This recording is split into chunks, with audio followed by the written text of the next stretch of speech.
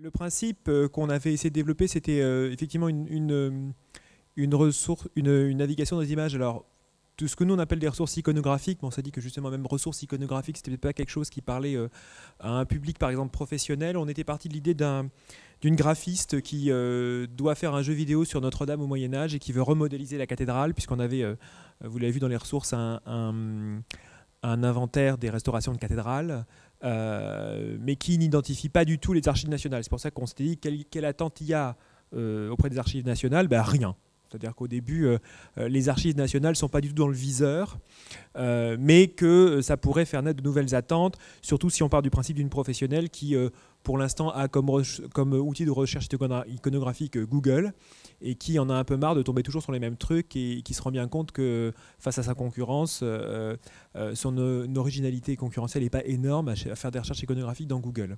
Donc l'idée, c'était de voir si on ne peut pas se rapprocher des grandes institutions patrimoniales, parce que si on part de l'exemple d'un jeu vidéo reprenant une cathédrale du Moyen-Âge, on a peut-être quand même l'idée que du côté des grandes institutions, il y a peut-être quand même des ressources intéressantes. Donc l'idée, c'est d'arriver à faire mieux ressortir d'une part ces ressources iconographiques dans les collections des archives nationales, et d'autre part de pouvoir jouer le rôle de tiers de confiance pour envoyer vers d'autres institutions patrimoniales également qui ont des ressources sur le même sujet. Donc, partie de ce principe, l'idée c'est d'une part évidemment d'améliorer le référencement sur les moteurs généralistes, donc de mieux faire ressortir les ressources des archives nationales dans les grands moteurs, pour ensuite amener les gens vers les outils plus spécialisés, mais aussi d'améliorer et d'adapter ces outils spécialisés à une navigation qui n'est pas dans notre schéma de pensée habituel, dans notre habitude de se dire par où nous on passe en tant que documentaliste ou spécialiste ou chercheur ou historien pour aller vers les documents, puisque un des aspects forts aux archives nationales, en tout cas vu l'idée d'un bibliothécaire, c'est qu'il y a un cadre de classement aux archives nationales, ce qui est moins le cas dans nos catalogues de bibliothèques, et du coup voilà, on se posait la question de comment briser un petit peu cette logique qui est structurante pour nos métadonnées, mais qui n'est pas du tout naturelle pour quiconque n'a jamais fait l'effort et ne pourra pas ou ne voudra pas faire l'effort de se plier à cette logique documentaire. Donc l'idée, c'était de pouvoir améliorer la pertinence des résultats, mais dans le but de faire une interface d'ergonomie plus évidente pour des gens qui veulent tout de suite arriver au résultat. Vous savez, toujours cette histoire de supprimer toutes les étapes qui vont arriver jusqu'au résultat. Donc on a pensé à des nouveaux modes de navigation, peut-être par image, de toujours valoriser cette navigation par facettes, par exemple, qu'on aime bien et que tout le monde aime bien. Je crois que tout le monde aime bien maintenant cliquer sur des facettes pour pouvoir affiner les résultats, mais pourquoi pas le faire directement sur les images, par exemple, plutôt que de rester qu'une liste de résultats. D'ailleurs, ce que Google n'a pas réussi, lui, vraiment à faire. Hein. On reste toujours sur une liste textuelle de résultats la plupart du temps. Pourquoi ne pas filtrer davantage ?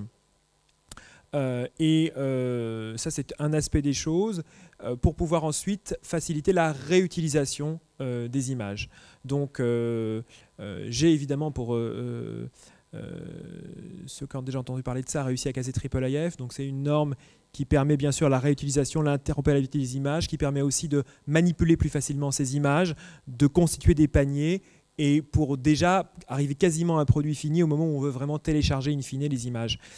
Ça, c'est quelque chose d'important, l'interopérabilité entre les images, mais ce qui est aussi très très important, encore une fois pour les gens qui ne sont pas spécialistes, c'est d'indiquer très clairement tout de suite, dès le départ, quelles sont les conditions de réutilisation.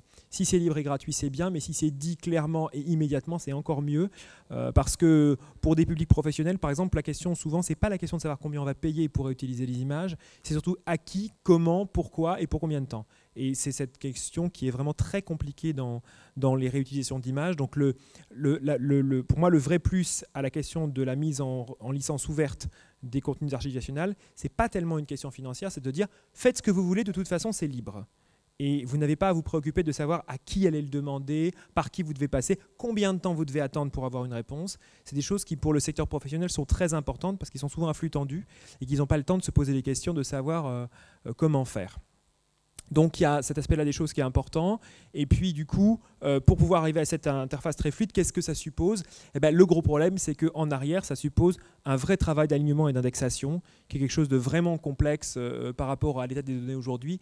Et c'est sans doute là-dessus qu'il faudrait mettre en place une routine, un effort permanent, cohérent, régulier, pour pouvoir faire cet effort. Et la difficulté, c'est que même si cet ensemble d'interfaces n'est pas très compliqué à mettre en place finalement, il y a, du point de vue de l'interne, il n'y a pas vraiment de ressources informatiques en interne pour le faire, donc il faut vraiment le prévoir de manière globale, mettre des URI partout, évidemment. Donc il y a un socle de métadonnées assez important quand même à atteindre pour pouvoir ensuite avoir quelque chose de très rapide et très ergonomique à l'autre bout.